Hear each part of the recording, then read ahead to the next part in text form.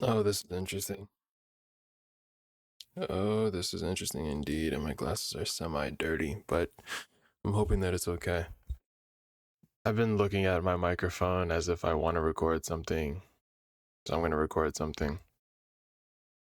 This is going to be perhaps like a series almost, me breaking down my viewpoint when it comes to the discussion of abortion.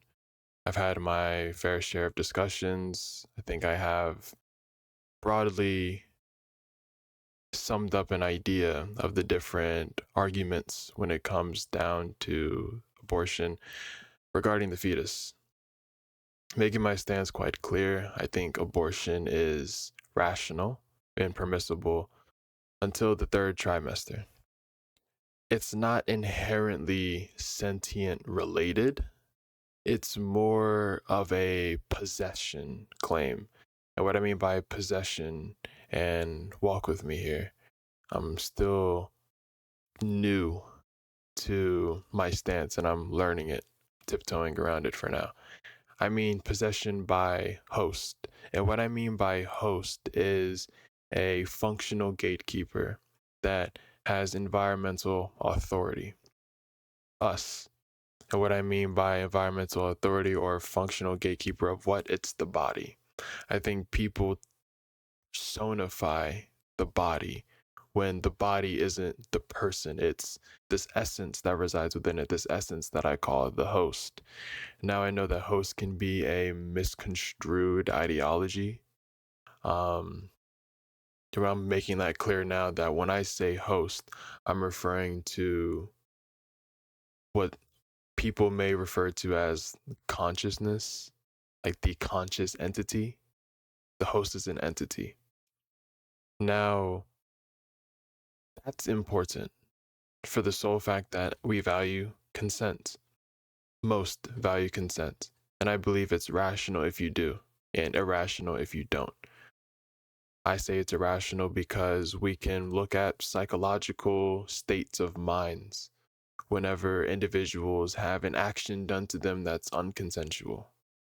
It produces some sort of reaction that may lead to an outcome that we have claimed to be chaotic or negative, sporadic moments of anger, things along that line or outcomes along that line. I don't believe in any objective moral scale in terms of this is right or X is right or X is wrong. I believe it's context based. So when I go about my rational thinking, I have to calibrate it depending on the context. I have to look for the coherence within the context and the reasonableness within that context. And when that body does not have a host, or when it doesn't possess a host, what goes for that body is within the mother's right to do so. And I think this aligns with the common intuition within society and what we've kind of structured society on. I forgot what the official term is called, but I know married couples or individuals that are in some sort of relationship, they have it so if some event were to occur and they were to be in, let's say, an indefinite unconscious state, that so and so person can say whether or not the body continues living or the body shall die. It's the same applicability to when the fetus pre-host, like what happens to that body. It's the same case. The mother has a say. I think this opens many gates to why it's rational for someone to say, I think it's rational for when someone were to say, the mother had an abortion because she wasn't ready. I believe that's permissible as long as before the third trimester. Oh, I'm sorry. to clarify, the reason why the line is drawn at the third trimester is because the brain enters a developmental stage where the thalamus receptors or the thalamocortical receptors are connected to the neocortex, and we can say that there is some sort of conscious experience happening, some sort of free will decision that the body or the host can function the body to do. Whenever these receptors are damaged or disabled, there's some disturbance that occurs with the host and with the body. The body could go into a vegetative state. The body can go into an indefinite coma. So we can say that our control centers around these receptors and their functionality. So now that that's clear, I believe it's rational for the mother to have an abortion prior to the third trimester when the host emerges, because there's no consent that you have to take into account. There's no host that can consent like, yes, it's okay to unalive me or unalive my body, what's in my possession. And I don't think it's unintuitive to say that we value the right to property. If anything, again, I don't believe in any objective moral scale. I don't think there's a purpose for human life. But the consensus that I believe society has landed on would be human flourishing, sometimes referred to as eudaimonia. And I believe in order for human flourishing or eudaimonia to persevere as much as possible, you would need some degree of, how would I say cordial, but say like coordination. I think I could just put it like that. A degree of coordination and obeying consent, obeying the rights of property based on these psychological reactions that we produce and how humans act off of them. That's how we get stable outcomes in order for that flourishment to occur. Now, there's the issue of, well, what if somebody doesn't value human flourishing? I would say, look at it as, okay, what does this individual value? And ask them, why do they value it and how does it make them feel? I think the best way to get somebody to side with eudaimonia or human flourishing is to show that eudaimonia can also absorb their view and give them the feeling that they desire. To show that there's no confliction between eudaimonia and what they view. And if anything, eudaimonia can give them what it is that they're looking for. It might not be to the specific degree, but actions produce some sort of stimulus reaction that makes us feel pleasure. So if we can reproduce that in a different action, the outcome should remain stable. And because of that, and because I follow rationality and I don't look at things as right or wrong, I think the most rational consensus to follow would be eudaimonia. So again, prior to the third trimester, that body has no host. However, it would follow to the mother as her property, or like both of the parents, right? They can have this abortion. And I'd even say this is okay because if you truly value, which I see a lot of pro-lifers, what they say is it's wrong to have an abortion because, I'm saying wrong, like using their language, it's wrong to have an abortion because it's stripping the potential human of their life. If they were to argue flow, future like ours, strip their future away from them, or they're actively causing them harm if they were to take some hylomorphic stance, which is saying that from the moment of conception they possess a soul, which is some unifying principle, and we should uphold this soul to a pedestal And I don't know if they want to integrate that the fetus might be sentient from that point, or that's the only way I could think that that would hold any relevance, because if the soul in that case is just a unifying principle to keep everything together, everything would have its soul. So what? Why should we value it? Things like that. But assuming they're referring to this fetus that is now sentient and is causing harm, I don't see why you should draw the line at keeping it alive no matter what the outcome that it may experience. That doesn't make sense to me. Why would you value a fetus and it comes out into the world where the mother doesn't feel ready to actually step into that parental role, or the father doesn't feel ready to step into that parental role, and now that child is going to succumb to some sort of negative outcome, whether it's an unstable familial structure, um, whether the parents don't want this child, so they give it up for adoption. So now, the way that adoption centers are, it's biased. People can walk in there and say, well, I want a child that looks like this, has these features, and they're selective about them. That's how the system works. If it was randomized, like, hey, I give you a lump sum of money and you give me a child, perhaps I could rationalize with that, but that's not how the system works. So you're putting them in a circumstantial position to where they may never have an equal opportunity to flourish as a child with a stable household. They might not know what true love is or what it's like to have a loving family. They might grow old and then eventually get kicked out, and now they structurally within their mind, who knows how many fragments there are, how distorted their perception of life could be. I don't see that as rational. There's so much nuance that goes into, there's so much nuance in life to begin with, and so much nuance without a stable structure as beings that are procreative and pro mimicry, is what I call it.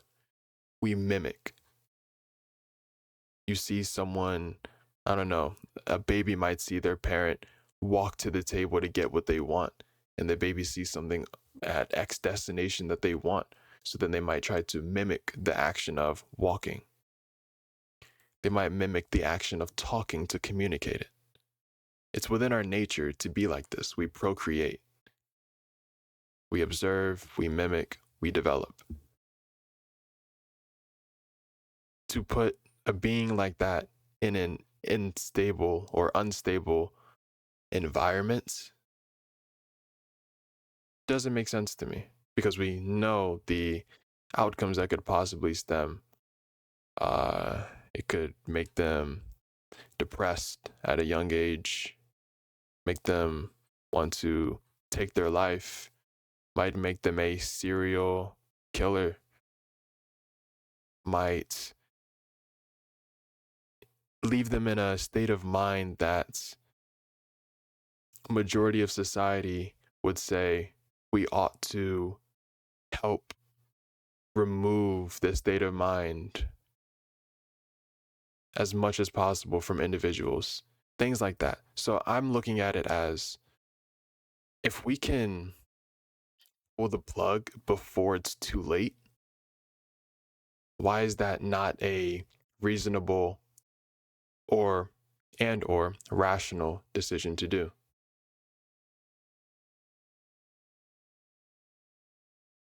It's my view on it. But once that host enters the body, that body is now the property of another entity. And the mother,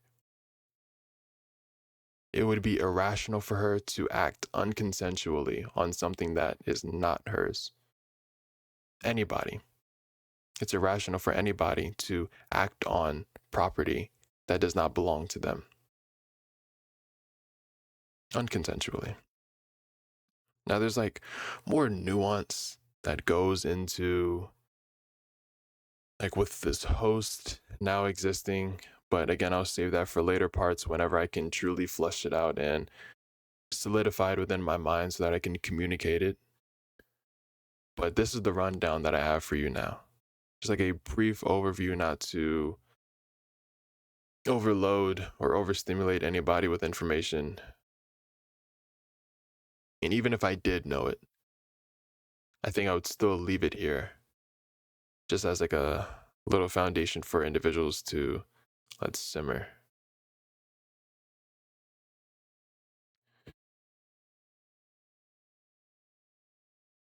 I'm thinking perhaps I could have explained something probably a little better, like of why it would be irrational to put a child within like those circumstantial positions or like the outcomes that could stem from them, like the states of mind.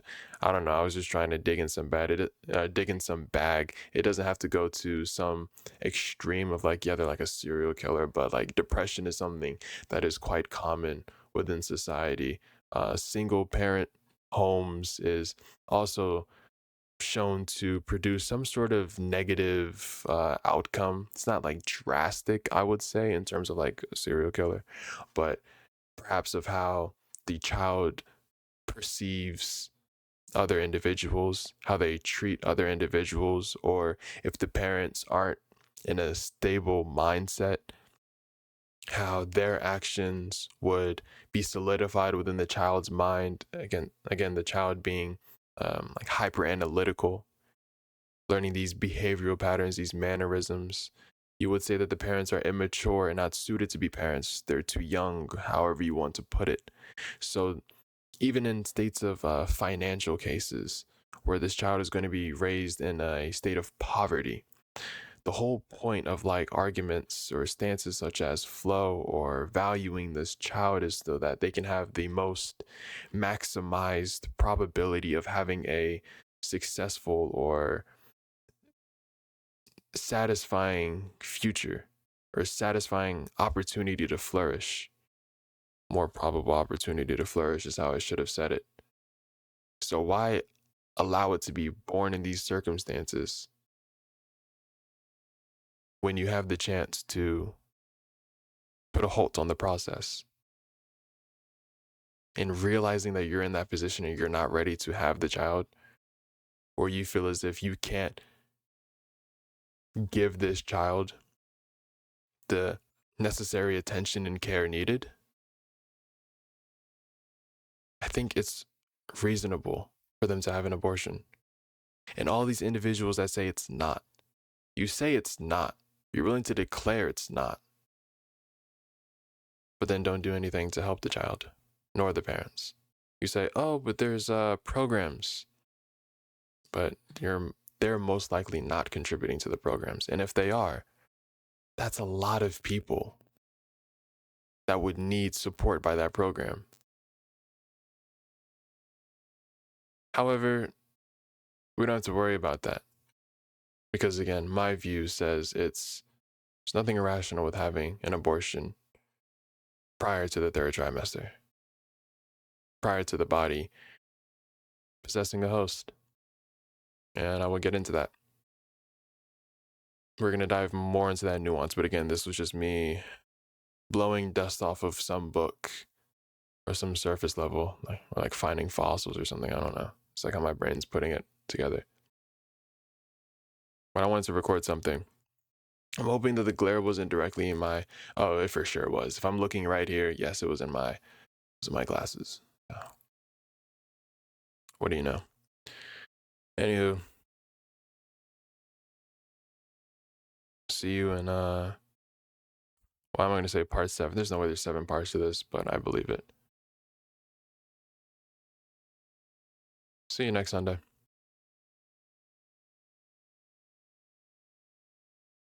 One thing to add, when I talked about the programs, also look at the situation pragmatically, meaning practically. Can we have this applicable to reality? Millions of people going through dilemmas such as this. It's not going to be reasonable to be able to provide for all of them.